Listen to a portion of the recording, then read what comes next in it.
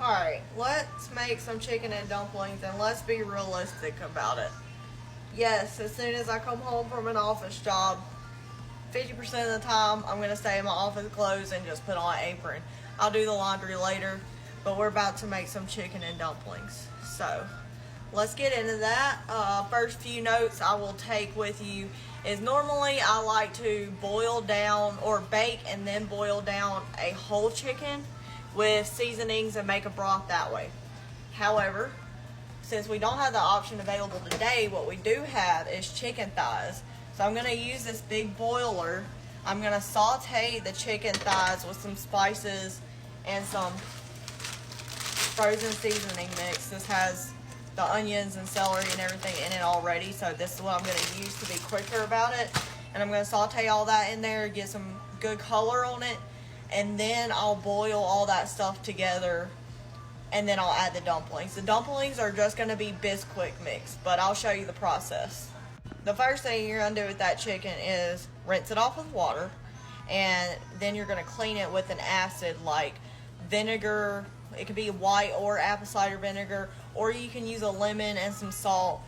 Wash it real good and rinse it off with regular water. So that's washing your chicken. Okay, so right now in my pan I have a tablespoon of butter in it and about 2 tablespoons of olive oil. I like to use both of those together because it helps lift the the boiling point to it so it doesn't burn as easy. And I'm about to add some garlic powder on top of the chicken. I will show you how seasoned I have it after I've put all the seasonings in there. I add a little bit of chicken seasoning to it, or if I don't have that, I use a little bit of chicken bouillon. I know it is for a broth. We will use it later on in the broth as well. It's just maybe a teaspoon of that because it's what I have. I ran out of a few seasonings recently, and until we get paid, that's what we have. So now we're going to use a little bit of Tony's on top of that as well. I just sprinkle it over my chicken until I see the color of the seasoning all over the chicken. Again, this isn't the classic way I make chicken and dumplings, but we are using what we have today. Now we're going in with the Italian seasoning. We're going to get that all over it too. And a little bit of pepper as well, just regular black pepper, white pepper, whatever you have. So I'm going to show you the boiler. This is what we're looking like right now. I'll just put all the seasonings all over it. I'm going to let that saute in there and get some color. I like to add this part kind of midway through the chicken cooking. Like it's almost got all of its color before I add in the broth and anything else I have.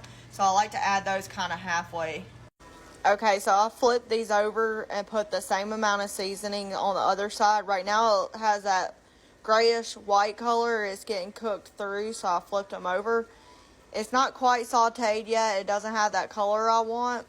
I'll probably pull the juice or the broth that it's using already off to the side so it can get a good sear, and then I will put them back in here so that they can actually get a good skin on them. That is what I did. I removed the broth and juices it was making on its own and put it in a separate bowl for later to add back into the broth. But then I put the chicken, sorry about that steam, then I put the chicken back in there to get a sear on it. When it's done searing like this, or at least 80% done, I'm going to cut up the chicken and then add in the frozen vegetables that I have. Okay, you want it at least to be a little bit golden brown if you're going about it with this method. I just flipped them over. When the other side looks that way, I will start cutting up the chicken. Here's an example of good coloring when I say saute the chicken. All that in the pan and this color on the chicken, that's good for you to start cutting it up. While I was cutting up those chicken pieces, I also threw in the vegetables real quick in with the seasoning and the stuck-on pieces on the bottom to kind of deglaze it and have those vegetables pick up that seasoning. Now I'm about to throw the chicken dices in here and cook it all together. And I'm only going to cook this together and saute these pieces together very briefly. As you see, some of these pieces of chicken still have pink in it. That's totally fine because we're still cooking it in this section, and we're also going to be boiling them later in the broth. Just cook this for a minute until most of the chicken isn't very pink anymore, or there's no pink at all, that's fine, because these are thighs. They're generally more juicy than breast or regular chicken. Once that's all cooked up together and sauteed for a little while and they get to know each other, we're going to add that little bit of broth back in here and then add more liquid such as water, and just fill it up to about halfway here, and then we'll add our dumplings and cover. Alright, it's all cooked up, no pink. We're going to add that broth back in that we stole earlier. We're going to give it back to its owner. And then we're going to add about 3 more cups of water to that. That's still not halfway full, so I'm going to add a little bit more. Okay, so I ended up adding about 7 cups of water back into this. When this comes to a boil, I'm going to taste this and see if it needs any more seasoning. That's why I'm trying to explain everybody's boiler is going to be a different size, and everybody might not have the same seasonings and stuff. This is just me showing you how I would cook this, having these ingredients, and of course they'll be listed in the description as well. But we're going to let this come to a boil. Alright, we've got it to a boil. Now we're about to add dumplings. I just mixed the biscuit dough on the back of the Bisquick box according to directions. And I like to use one of these small cookie scoop things. It's like, it's about 4 tablespoons, I think. And I just drop them in like this.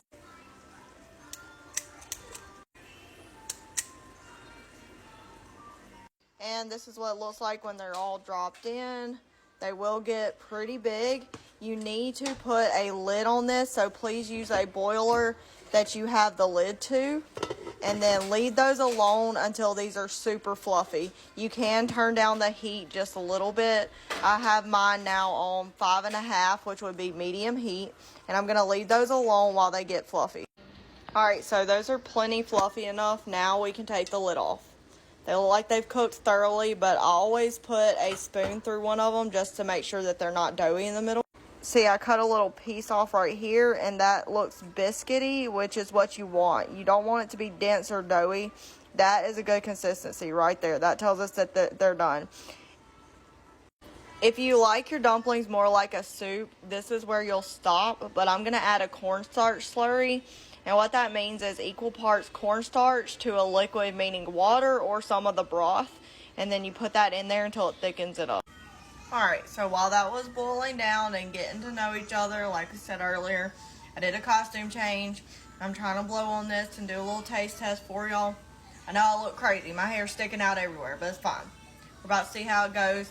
I would recommend putting less liquid in, so I probably would have stopped at like 6 cups of water when I added it in.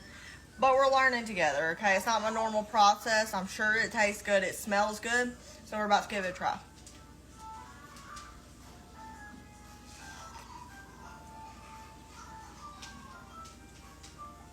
It's really good.